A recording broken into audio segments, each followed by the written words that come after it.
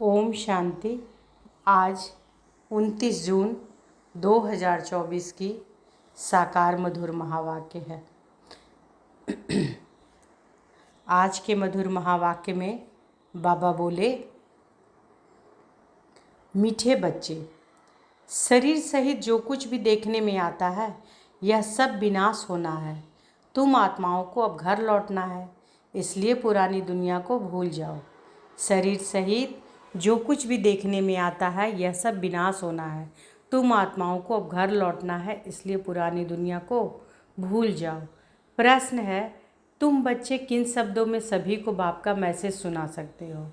तुम बच्चे किन शब्दों में सभी को बाप का मैसेज सुना सकते हो? उत्तर है, सभी को सुनाओ कि बेहद का बाप बेहद का वर्षा देने आया है। अब हद के वर्षे का समय पूरा हुआ, अर्थात भक्ति पूरी हुई। अब रावण राज्य समाप्त होता है।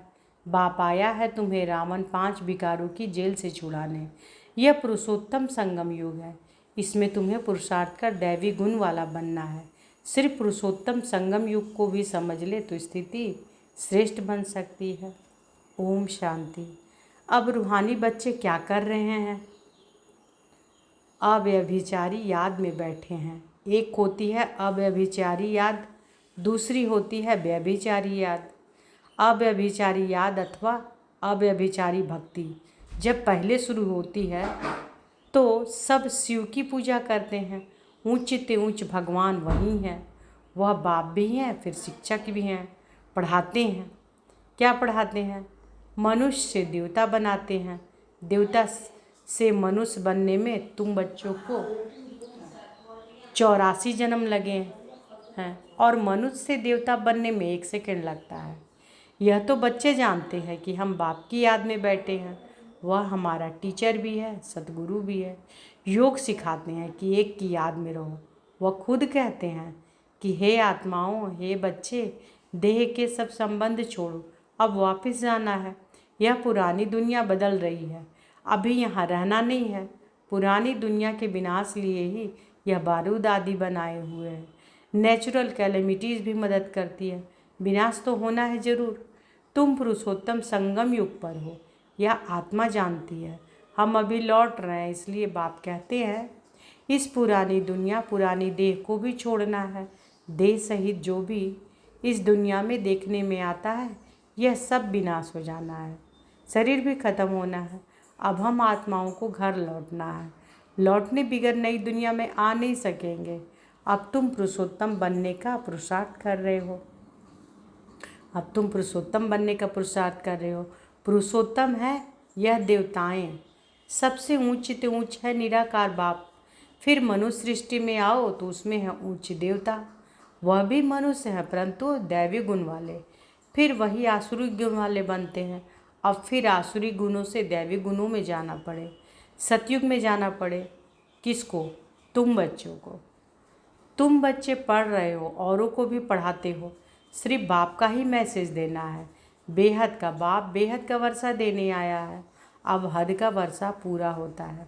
तो बाबा क्या बोल रहे हैं कि अब सभी को मैसेज देना है। क्या मैसेज देना है? कि बेहद का बाप बेहद का वर्षा देने आया है। हद का वर्षा जो है वो पूरा होता है, यानी भक्ति अब पूरी हुई।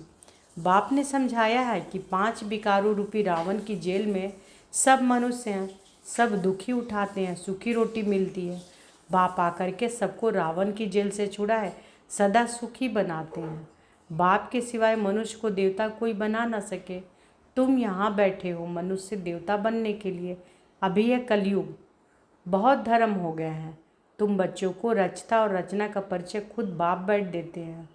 तुम सिर्फ ईश्वर परमात्मा कहते थे, तुमको यह पता नहीं था कि वह बाप भी है, टीचर भी है, गुरु भी है।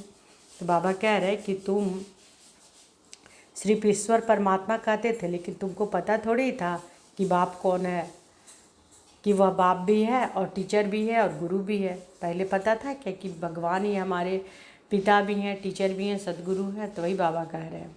उनको कहा जाता है सतगुरु, अकाल मूर्त भी कहा जाता है। तुमको आत्मा और जीव कहा जाता है। तुमको आत्मा और जीव कहा जाता है। वह अकाल मूर्त इस शरीर रूपी तख्त पर बैठे हैं।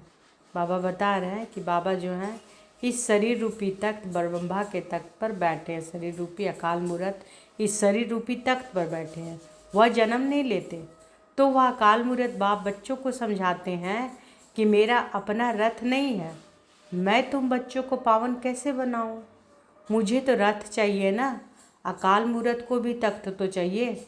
अकाल तख्त मनुष्य का होता है और कोई का नहीं होता। तुम हर एक को तख्त चाहिए। अकाल मूर्त आत्मा यहाँ विराजमान है। वह सभी का बाप है। उनको कहा जाता है महाकाल। वह पुनर्जन्म में नहीं आते। तुम आत्माएं पुनर्जन्म में आती हो। मैं आता हूँ कल्प के संगम युगे। बाबा बता रहे हैं कि मैं आता हूँ कल्प के संगम युग में। भक्ति को रात, ज्ञान को दिन कहा जाता है। यह पक्का याद करो। मुख्य है ही दो बातें। क्या पक्का याद करने कह रहे हैं बाबा? कि मुख्य है ही दो बातें, अल्फ और बे, बाप और बादशाही। बाप अल्फ यानी बाबा और बे यानी बादशाही। बाप आकर बादशाही देते हैं और बादशाही के लिए पढ़ाते हैं, इसलिए इसको पाठशाला भी कहा जाता है। भगवान उवाच, भगवान तो है निराकार, उनका भी पाठ होना चाहिए। वह है ऊंचित ऊंच भगवान, उनको सभी याद करते हैं। बाप कहते हैं कि ऐसा कोई मनुष्य नहीं होगा जो भक्ति मार्ग में याद ना करता हो। दिल से ही सब पुकारते हैं कि हे भगवान, हे लिबरेटर, ओ गॉड फादर, क्योंकि वह है सभी आत्माओं का फादर। जरूर बेहद का ही सुख देंगे। हद का बाप हद का सुख देते हैं, कोई को पता नहीं। अब बाप आए हैं, कहते हैं कि बच्चों और संग तोड़ मुझ एक बाप को याद करो। तो बाबा क्या कह रहे हैं कि बच्चों और संग तोड़ एक बाप को याद करो। यह भी बाप ने बताया है कि तुम देवी देवता नई दुनिया में रहते हो, वहाँ तो अपार सुख है। उन सुखों का अंत नहीं पाया जाता है। नए मकान में सदैव सुख होता है, पुराने में दुख होता है। तब तो बाप बच्चों के लिए नया मकान बनवाते हैं। बच्चों का बुद्धि योग नए मकान में चला जाता है। यह तो हुई हद की बातें। अभी तो बेहद की बाप नई दुनिया बना रहे हैं। पुरानी दुनिया में जो कुछ देखते हो वह कब्रिस्तान होना है। अभी परिस्तान स्थापन हो रहा है। तुम संगम युग पर हो, कलयुग की तरफ भी देख सकते हो, सतयुग की तरफ भी देख सकते हो। दोनों के बीच को संगम युग बोला जाता है ना। तुम संगम युग पर साक्षी हो, देखते हो कि अब कलयुग जाने वाला है, सतयुग आने वाला, और दोनों के बीच को क्या बोला जाता है? संगम युग। तो बाबा कहते हैं संगम युग को साक्षी होकर देखते हो। प्रदर्शनी में अथवा म्यूजियम में आते हैं तो वहाँ भी तुम संगम पर खड़ा कर दो। संगम मतलब बाबा कह रहे हैं कि जैसे म्यूजियम में चाहे प्रदर्शनी लगाते हो, वहाँ संगम युग पर खड़ा कर दो।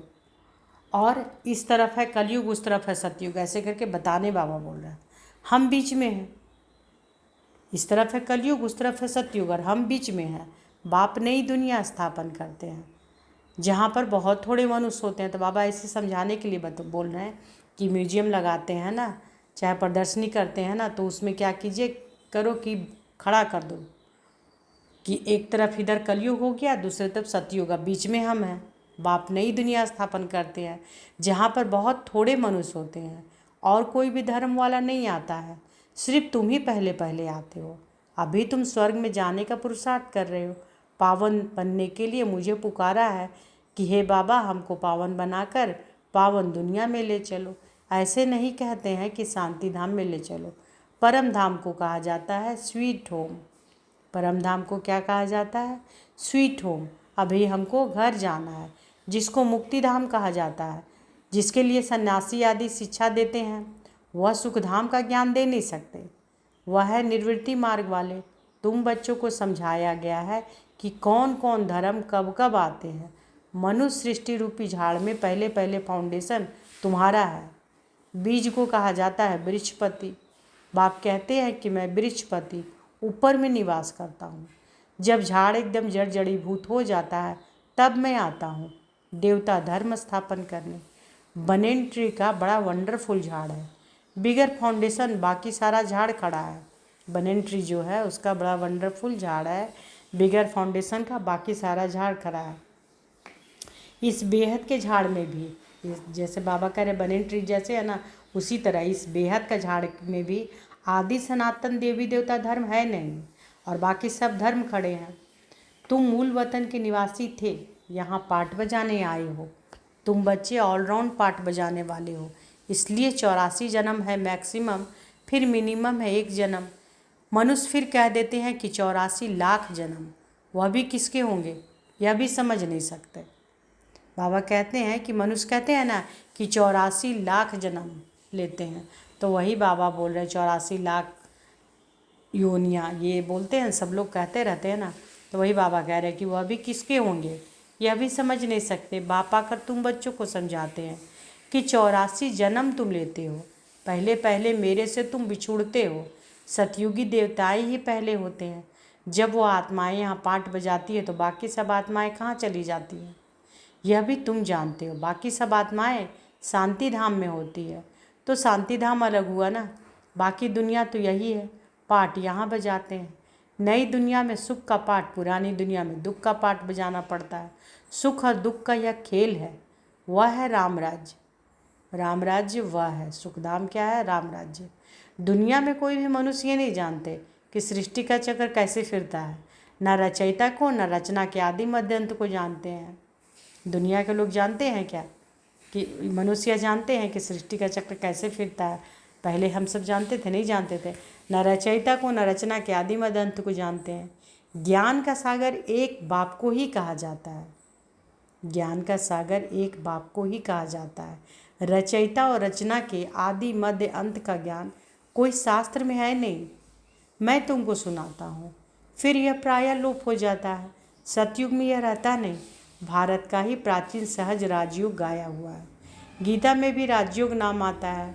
बाप तुम्हें राजयोग सिखलाकर राजाई का वर्षा देते हैं, बाकी रचना से वर्षा मिल न सके, वर्षा मिलता ही रचता बाप से। हर एक मनुष्य क्रिएटर है, बच्चों को रचते हैं। हर एक मनुष्य क्रिएटर है, बच्चों को रचते हैं। वह है हद के ब्रह्मा और यह है बेहद के ब्रह्मा। वह है निराकार आत्माओं के पिता, वह लौकिक पिता, यह फिर है प्रजापिता।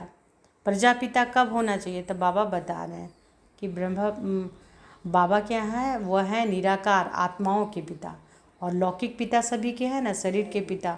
और यह ब्रह्मा बाबा जो है प्रजापिता, ब्रह्मा बाबा, तो वही बाबा बता रहे हैं कि वह लौकिक पिता या फिर है प्रजापिता। प्रजापिता कब होना चाहिए? क्या सतयुग में? नहीं, पुरुषोत्तम संगम युग पर होना चाहिए। मनुष्यों को यह पता नहीं है कि सतयुग कब होता है। उन्होंने तो सतयुग कलयुग आदि को लाखों वर्ष दे दिए हैं। बाप समझाते हैं कि 1250 वर्ष का एक युग होता है। 84 जन्मों का ही हिसाब चाहिए ना, 84 जन्मों का भी हिसाब चाहिए ना, सीढ़ी का भी हिसाब चाहिए ना। हम कैसे उतरते हैं? पहले पहले फाउंडेशन में है देवी देवता, उनके बाद फिर आते हैं इस्लामी बौद्धि। बाप ने झाड़ का राज भी बताया है।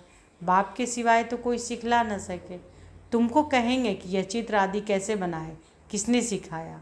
बाबा कह रहे हैं कि तुमको कहेंगे कि यह सब चित्र जो है कैसे बनाए, किसने सिखाया, तो बोलो। बाबा कहते बोलो कि बाबा ने हमें ध्यान में सिखाया, फिर हम यहाँ बनाते हैं। फिर उनको बाप ही इस रथ में आकर करेक्ट करते हैं कि ऐसे ऐसे बनाओ। तो बाबा ये बोल रहे हैं कि पहले ध्यान में बताएं इस चित्र को ऐसे बनाना, और फिर बाबा इस रथ यानी ब्रह्मा बाबा के तन में आकर करेक्ट करते हैं कि ऐसे ऐसे बनाओ, खुद ही करेक्ट करते हैं। श्री कृष्ण को श्याम सुंदर कहते हैं, परंतु मनुष्य तो समझ नहीं सकते कि क्यों कहा जाता है। मनुष्य समझते हैं क्या कि श्याम सुंदर क्यों श्री कृष्ण को कहा जाता है? यह बैकुंठ का मालिक था तो गोरा था, फिर गावड़े का छोरा सांवरा बना, इसलिए उनको ही श्याम सुंदर कहते हैं। यही पहले आते हैं। कौन आते हैं पहले? कृष्ण। तत्वम, इन लक्ष्मी नारायण की राजा ही चलती है। आदि सनातन देवी देवता धर्म की स्थापना कौन करते हैं यह भी किसी को पता नहीं। आदि सनातन देवी देवता धर्म की स्थापना कौन करते हैं यह भी किसी को पता नहीं। भारत को भी भुलाए हिंदुस्तान के रहवासी हिंदू कह देते हैं। मैं भारत में ही आता हूँ। भारत में देवताओं का राज्य था जो अब प्रायः लोप हो गया। मैं आता हूँ फिर से स्थापन करने। पहले पहले है ही आदि सनातन देवी देवता धर्म। यह झाड़ वृद्धि को पाता रहता है, नए नए पत्ते मठ पंथ पिछाड़ी में आते हैं तो उनकी भी शोभा हो जाती है। फिर अंत में जब सारा झाड़ जर्जरीभूत अवस्था को पाता है तब फिर मैं आता हूँ। यदा यदा ही धर्मस्य ग्लानिर्भवति भारत। आत्मा अपने को भी नहीं जानती तो बाप को भी नहीं जानती। अपने को भी गाली देते, बाप को और देवताओं को भी गाली देते रहते हैं। तमो प्रधान बेसमझ बन जाते हैं। तब मैं आता हूँ। तो बाबा क्या कह रहे हैं कि आत्मा अपने को भी नहीं जानती, बाबा को भी नहीं जानती और गाली देते रहते हैं। किसको? बाप को, बाबा को और देवताओं को भी गाली देते रहते हैं। तमो प्रधान बेसमझ बन जाते हैं। तब मैं आता हूँ। तब बाबा आते हैं। पतित दुनिया में ही आना पड़े। तुम मनुष्यों को जियदान देते हो अर्थात मनुष्य देवता बनाते हो। तुम मनुष्यों को जियदान देते हो अर्थात जियदान देना अर्थात मनुष्य देवता बनाते हो। सब दुखों से दूर कर देते हो, सो भी आधा कल्प के लिए। गायन भी है ना कि वंदे मातरम। कौन सी माताएं जिनकी वंदना करते हैं? कौन सी माताएं जिनकी वंदना करते हैं? तुम माताएं हो। बाबा माताओं को आज नशा चढ़ा रहे कि तुम माताएं हो, सारी सृष्टि को बहिष्ठ बनाती हो। भल पुरुष भी हैं, सारी सृष्टि को बहिष्ठ बनाती हो, स्वर्ग बनाती हो। लेकिन मेजॉरिटी माताएं की है। अब बाप माताओं की महिमा करते हैं। बाप आकर तुमको इतनी महिमा लायक बनाते हैं। अच्छा, अब बाबा का याद प्यार लीजिए। मीठे मीठे सिकी लदे बच्चों प्रति माता पिता बाप दादा का याद प्यार और गुड मॉर्निंग। रूहानी बाप की रूहानी बच्चों को नमस्ते। हम सब रूहानी बच्चों की रूहानी माता पिता बाप दादा को याद प्यार, गुड मॉर्निंग और नमस्ते नमस्ते नमस्ते। शुक्रिया बाबा, शुक्रिया। धारणा के लिए मुख्य सार। पहला है, अपार सुखों की दुनिया में चलने के लिए संगम पर खड़ा होना है। साक्षी हो सब कुछ देखते हुए बुद्धि हो नई दुनिया में लगाना है। बुद्धि में रहे कि अभी हम वापस घर लौट रहे हैं। दूसरा, सभी को जियदान देना है। मनुष्य देवता बनाने की सेवा करनी है। सभी को जियदान देना है। मनुष्य देवता बनाने की सेवा करनी है। बेहद के बाप से पढ़कर दूसरों को पढ़ाना है। दैवी गुण धारण करने और कराने हैं। आज बाबा वरदान दिए हैं तो अनुभव करें कि बाबा का वरदानी हाथ हमारे सर पर है। और बाबा ने वरदान दिया, सदा श्रेष्ठ समय प्रमाण, श्रेष्ठ कर्म करते वाह वाह के गीत गाने वाले भाग्यवान आत्मा भव। सदा श्रेष्ठ समय प्रमाण, श्रेष्ठ कर्म करते वाह वाह के गीत गाने वाले भाग्यवान आत्मा भव। इस श्रेष्ठ समय पर सदा श्रेष्ठ कर्म करते वाह वाह के गीत मन से गाते रहो।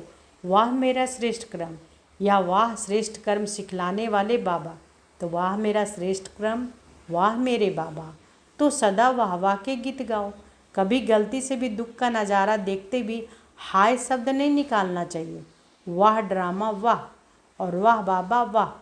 जो स्वप्न में भी नहीं था वह भाग्य घर बैठे मिल गया। इसी भाग्य के नशे में रहो।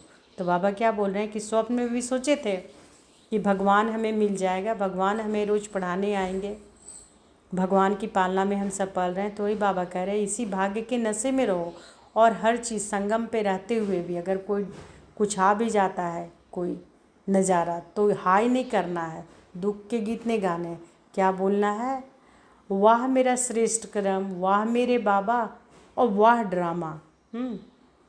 स्लोगन है, तो एक बार सुन लीजिए। बाबा क्या कहते हैं कि श्रेष्ठ समय पर सदा श्रेष्ठ कर्म करते वाह वाह के गीत मन से गाते रहो। वाह मेरा श्रेष्ठ कर्म, या वाह श्रेष्ठ कर्म सिखलाने वाले बाबा।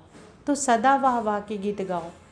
कभी गलती से भी दुख का नज़ारा देखते भी हाय सब नहीं निकलना चाहिए। वाह ड्रामा वाह, और वाह बाबा वाह। जो स्वप्न में भी नहीं था वह भाग्य घर बैठे मिल गया। घर बैठे मिल गया ना, कैसा कितना बड़ा भाग्य है कि हमें भगवान मिल गया। भगवान के हम सब बच्चे हैं। इसी भाग्य के नशे में रहो। स्लोगन, मन बुद्धि को शक्तिशाली बना दो तो कोई भी हलचल में अचल डोल रहेंगे। मन और बुद्धि को शक्तिशाली बना दो तो कोई भी हलचल में अचल अडोल रहेंगे। तो आज के मधुर महावाक्य में बाबा क्या बोले कि शरीर सहित जो कुछ भी देखने में आता है यह सब विनाश होना है। तुम आत्माओं को अब घर लौटना है, इसलिए पुरानी दुनिया को भूल जाओ। अच्छा, शुक्रिया बाबा, शुक्रिया। ओम शांति।